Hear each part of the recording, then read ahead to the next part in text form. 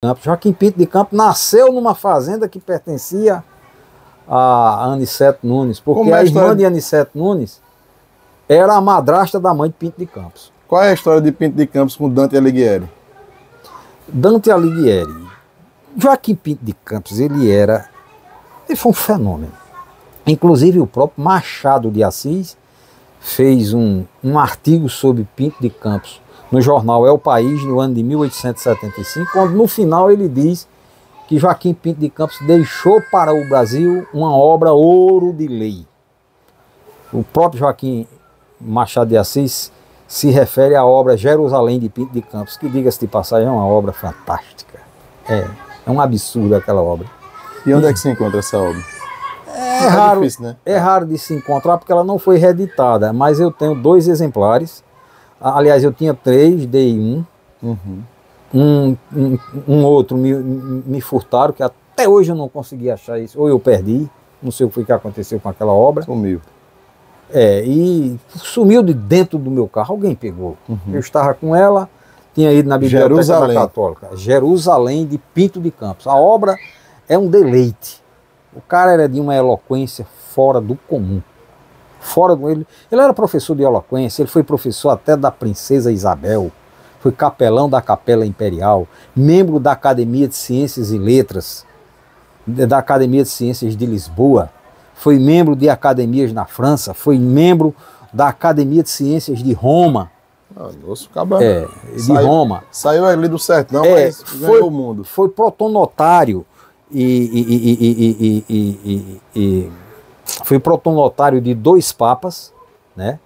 Foi protonotário de 2 papas, que foi o Pio IX e Leão XIII, e tinha na Biblioteca do Vaticano uma prateleira que era dos livros de consulta quase que frequente dos papas, e havia uma comissão para eleger os livros que ficariam nessa estante. Eu não sei se isso existe hoje.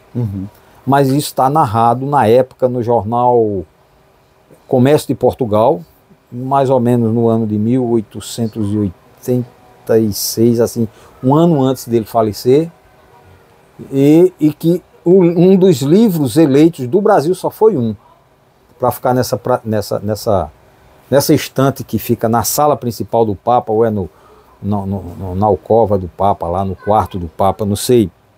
E um desses livros é Jerusalém de Pinto de Campos, que é uma narrativa, além de ter de uma grande riqueza literária, é de uma riqueza histórica e religiosa estapafúrdia. Para você ter uma ideia, ele frequenta todos os lugares sacrossantos pela própria Igreja Católica em Jerusalém.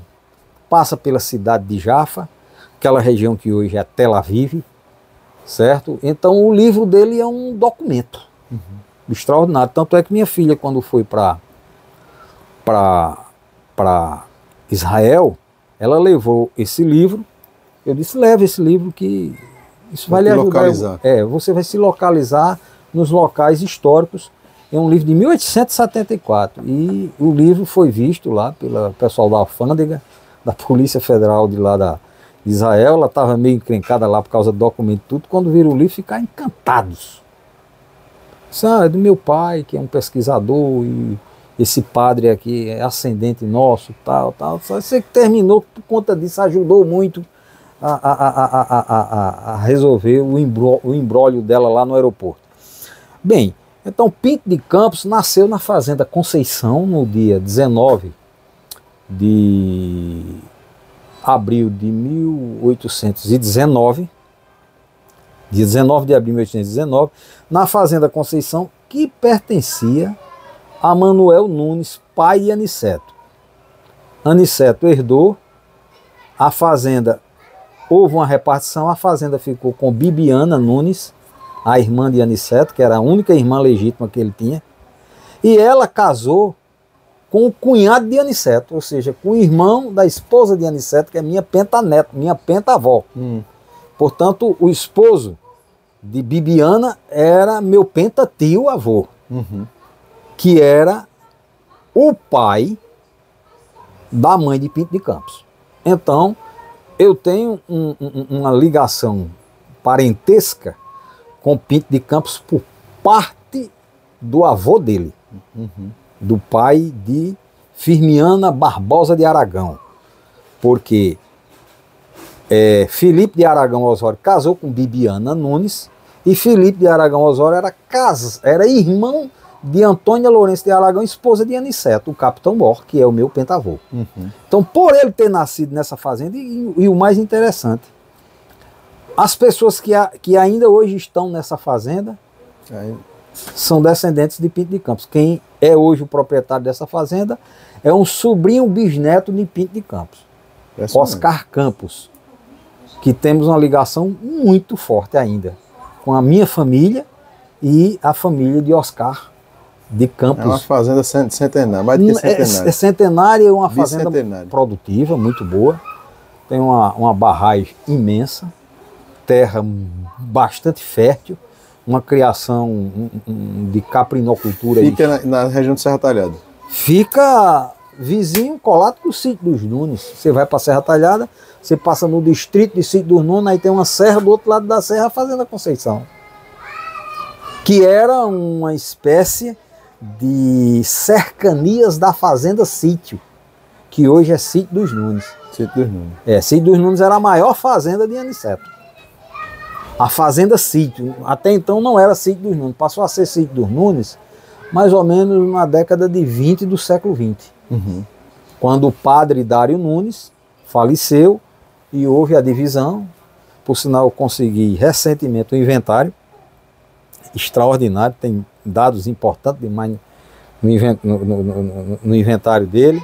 Descobri coisas que eu não sabia sobre a vida de Aniceto, que era avô dele, e provavelmente saia uma biografia do Capitão Mor Aniceto Nunes para o ano, se Deus quiser, que conta muito uma história por parte ali, desde floresta até flores. Tudo aquilo era quase dele, quase tudo.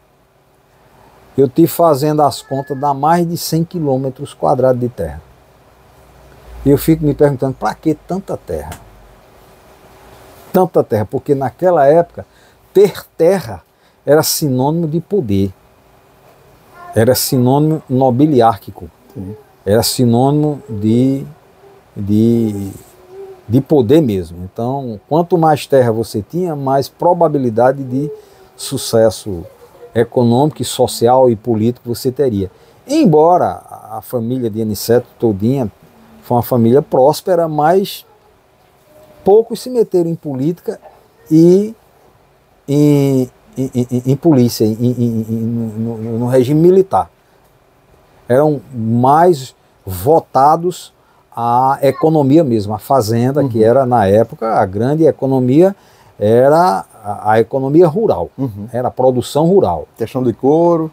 Questão de couro, inclusive um dos netos dele foi um grande fornecedor de couro para Delmiro Gouveia, que é o meu trisavô, Salviano Nunes, que foi presidente do primeiro partido republicano de Flores do Pajeú, em 1893, 94. Eu peguei isso até no Diário de Pernambuco. Eu digo, mas olha só, eu não sabia disso. O sobrinho dele, que foi tabelião em Flores, promotor de justiça e delegado ao mesmo tempo, já pensou como eram as coisas antigamente? Ele que é o Ladislau Nunes de Souza Barros, que foi tabelião durante várias décadas, do início do século XX, 1901, 1902, até 1942, ele foi o tabelião em Flores. Tudo passava ele faleceu em 1930, mas esses 12 anos tudo aí, passava por ele, com a né? filha dele, Heloísa, que deu continuidade.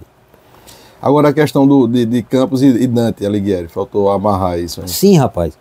Aí quando Pinto de Campos, decepcionado aqui no Brasil por não ter sido nomeado, escolhido pelo imperador, que era amigo dele, ele tinha uma boa relação com o imperador e com o Duque de Caxias, ele era muito amigo de Duque de Caxias. Tanto é que ele foi o primeiro biógrafo de Duque de Caxias, e você vai na Biblioteca do Exército, no Rio de Janeiro, tem lá a foto de Pinto de Campos como o primeiro biógrafo Duque de Caxias. Duque de Caxias.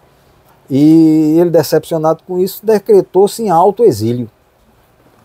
12 de dezembro de 1877, Pinto de Campos zarpava do Porto de Recife.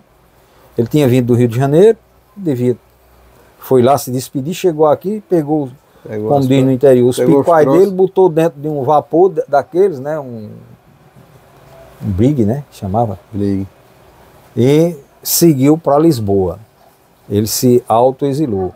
E levou uma vida somente voltada para a literatura e a ciência. Entre Lisboa, Paris e Roma.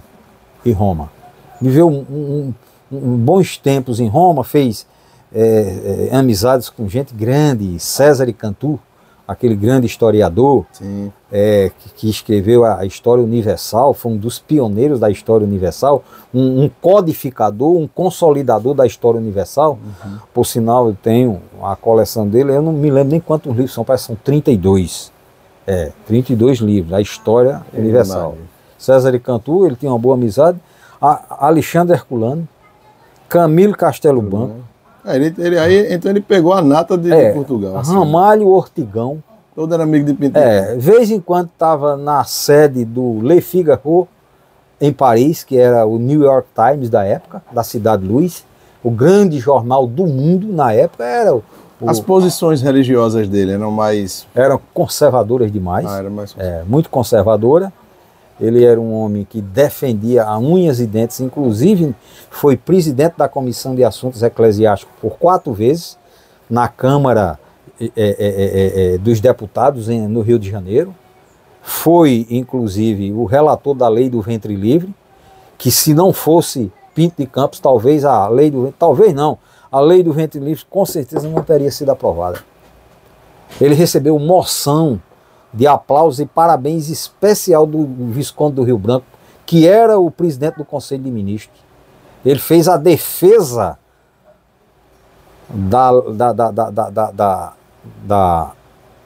do projeto de lei que fez nascer a Lei do Ventre Livre, quase como uma batalha, um guerreiro. Porque a resistência, inclusive você sabe que isso é uma das grandes máculas da elite brasileira, a ideia, na época do Império, da libertação dos escravos. Isso sim, contribuiu bastante para a proclamação da República. Não foi o caso principal, mas foi um dos principais. O fato da corte, né, o próprio imperador, a família do imperador, grande parte dos conservadores eram contra a escravatura no Brasil, e quem se declarava contra a escravidão no parlamento tinha que enfrentar batalhas horrendas. Eu tenho uma coleção em casa, o clero no parlamento. O clero no parlamento brasileiro. Eu tenho todas as sessões lá que Pinto de Campos participou, os discursos dele defendendo, e você vê os apartes, são agressivos. E diga-se de passagem, eu vou mandar para você, quem quiser depois pode acessar o Instagram, as redes sociais de Antônio, Dr. Antônio. Eu vou mandar para você um artigo que eu fiz sobre Pinto de Campos e o abolicionismo. Pinto de Campos foi um dos mais injustiçados abolicionistas brasileiros. Era para ele entrar na galeria dos 5, 10 principais abolicionistas brasileiros. E ele foi injustamente tratado por Joaquim Nabuco. O grande Joaquim Nabuco, do qual eu tenho uma admiração fenomenal, mas Joaquim Nabuco foi injusto com ele. No livro O Abolicionismo, porque pode ver que as grandes figuras do abolicionismo brasileiro elas estão biografadas praticamente no livro de Joaquim Nabuco, lá no Abolicionismo. Elas estão citadas lá no livro do Abolicionismo. E ele não cita Pinto de Campos. Inclusive, ele faz o contrário. ele disse que faltou à Igreja Católica a presença da força da Igreja Católica na luta contra o abolicionismo. Isso é verdade, exceto Pinto de Campos. Quem mais? Mais 2 ou 3. Algumas ordens da igreja, muito antecipadamente, praticamente já tinham abolido, né, internamente a inclusive Pinto de Campos os beneditinos mesmo já tinham abolido. Antes de 1888. Pinto de Campos ele foi mais além. Pinto de Campos rejeitou o que se chamava criado. Todo padre tinha suas côngruas, que eram boas. As côngruas eram o salário dos padres. Era pago pelo governo, né? Era pago pelo governo e Pinto de Campos entregou ao governo. Isso não quer escravo. Era o rapaz, porque ele tinha já problema de saúde, estava com mais de 60 anos, e ele disse, não quero escravo. Que era quem carregava as bagagens dele. Naquela época, bagagem era muita. Hoje em dia a gente anda com baús pesados. A gente anda com uma biblioteca dessa dentro de um pendrive desse tamanho. Antigamente tudo era pesado, livros, essas coisas. Ele carregando essas coisas. E ele rejeitou. Só o baú que tinha antigamente, meu Deus. E aí Pinto de Campos foi para a Europa e que essa ligação muito forte que ele tinha com a Itália, ele disse, eu vou traduzir a mais consagrada, a maior, a mais extraordinária obra da literatura italiana para o português. E antes dele não tinha tradução, não? 580 anos. Portugal não conhecia a obra de Dante Alighieri. Foi traduzida pelo um brasileiro do Pajeú de Pernambuco. Morando em Portugal. Morando em Portugal, entre Portugal e Roma. Ele fez essa feita, que não sei porque o Brasil não destaca isso. Não se tem, a gente não acha a biografia da Academia Brasileira de Letras, o único que fez destaque a Pinto de Campos foi o seu presidente. Machado. Que é considerado o maior escritor, o maior literato da nossa literatura brasileira. Destacou Pinto de Campos de forma fenomenal. Ele foi muito feliz. Inclusive ele teve embates com Pinto de Campos por causa do conservadorismo. Como que ele dizia, Paulo, eu lhe admiro muito, mas você é muito conservador. Tá entendendo? Porque Pinto de Campos pegou um pau aqui em Recife, ali no gabinete de português de leitura, por não querer, na época, censurar. Pinto de Campos queria censurar a entrada de uns livros. Eu estou esquecido que livro é, rapaz. Eram livros que contrariam os interesses da igreja. Acho que essa de Queiroz, né? Não sei qual foi o livro, rapaz. Eu tenho que dar uma verificada lá, porque teve muito como dizia Einstein, a cabeça da gente não é para memorizar tudo, a cabeça da gente é para aprender a pensar. É verdade. Eu vi essa frase hoje, agora há pouco. Estava lá olhando em casa, aí um jornalista perguntou a Einstein, Einstein fez uma pergunta a ele e ele não soube responder. Ele disse, não, minha cabeça não é para memorizar. E era uma coisa fácil. Não é para memorizar tudo, não. Minha cabeça é para aprender a pensar. Bem que a palavra decorar quer dizer guardar no coração, né? Aí quer fazer uma pergunta dessa logo a quem? Einstein? A resposta teria que ser a altura também, né? E foi educada e a altura. Não, minha cabeça é só mais para aprender a pensar e não memorizar tudo. Não tem como memorizar, não é computador. Aí Joaquim Pinto de Campos começou a traduzir a Divina Comédia de Dante Alighieri, conseguiu ainda editar o tomo 1, porque são 3, né? Sim. O Inferno, o Purgatório e o Céu. E ele editou o Inferno, meu amigo. Mas ele completou os 3. Ele completou, e isso está dito no jornal Ilustrado, que infelizmente não houve tempo para editar o Purgatório e o Paraíso. O Céu estava praticamente pronto, concluído também. O Purgatório já estava encaminhado, não sei se foi encaminhado. Eu estive na Igreja dos Martírios, em Portugal, por 3 ou 4 vezes, não consegui ser atendido, porque os últimos dias de Pinto de Campos foi por lá, por aquela igreja. Inclusive ele celebrou missa lá, várias missas na Igreja Martíria lá em Lisboa. Eu vou lá agora, daqui para o fim do ano, Eu pretendo concluir minha biografia de Pinto de Campos, a biografia de Pinto de Campos, e o ano de 1887, que ele saiu daqui no ano de 1877, final do ano. Foi a Grande Seca, uma tragédia aquele ano para o Nordeste. Morreram mais de 500 mil nordestinos de fome, sede e miséria, na seca de 77. E ele seguiu para Lisboa. Lá em Roma ele ficou dedicado a esse trabalho de tradução da Divina Comédia. Quando foi em setembro de 1887, ele está voltando de Roma para Lisboa, estava sentindo que estava nos seus últimos dias, eu quero morrer em Lisboa. Aí volta de Roma, passa em Paris, se hospeda num hotel chamado... esqueci o nome do hotel. E naquele momento que ele está no hotel, quem abre a porta e diz: meu amigo Pinto de Campos, vim lhe visitar. Diga quem? O imperador Dom Pedro II. Pode verificar. Até nos jornais do Brasil, no dia 17 de setembro de 1887, onde era que Dom Pedro II estava. Nesse dia ele estava nesse hotel fazendo uma visita a Joaquim Pinto de Campos e recebeu de Joaquim Pinto de Campos em primeira mão a obra A Divina Comédia. Isso é uma maravilha. A obra é dessa grossura, desse tamanho, toda comentada. Inclusive há escritores hoje, estudiosos da Divina Comédia, que dizem a tradução de Pinto de Campos é imbatível.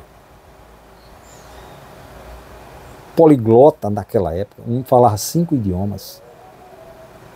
Fora o latim, né, que falava, né? Falando, eu estou incluindo o latim. Já está incluindo o latim. Era um gênio. Era um gênio.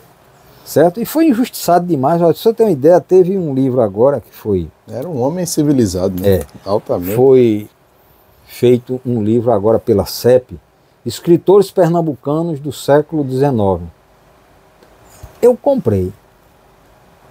Poxa. Cadê Pinto de Campos? Cadê Pinto de Campos?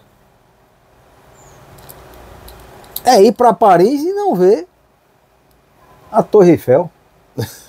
É ir para Bahia e não ver o elevador Lacerda. É ir para Recife e não ver as pontes.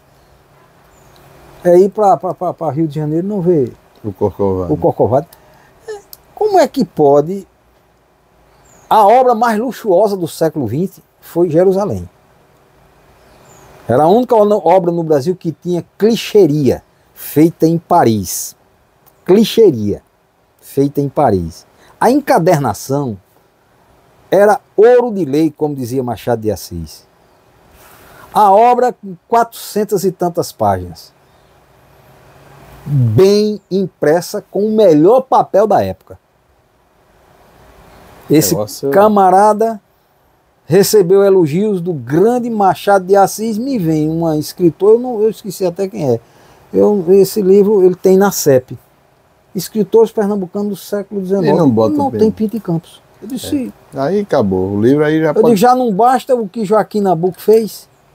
Aí sabe quem foi que rebateu Joaquim Nabuco? Bateu de frente Joaquim Nabuco. Como é que você não bota Pinto de Campos aí, rapaz? Que injustiça é essa? Como é que você diz que a igreja não participou? Quer dizer, eu não posso contestar Joaquim Nabuco, que ninguém vai me dar crédito. Eu não tenho fama nenhuma. Mas burro e doido eu não sou. Eu li e não vi Pinto de Campos em canto nenhum, ali no abolicionismo, na grande obra de Joaquim Nabuco. Eu me pergunto, mas como é que o relator da lei do ventre livre não está aqui?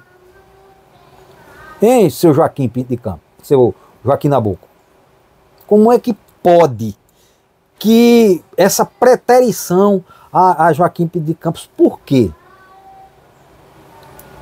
Qual o motivo? Aí eu fui atrás. O motivo era político. Nem João Alfredo, nem Joaquim Nabuco gostavam de Pinto de Campos. João Alfredo Corrêa de Oliveira, né? João Alfredo de Oliveira, que era, nessa época, presidente do Conselho de Ministros.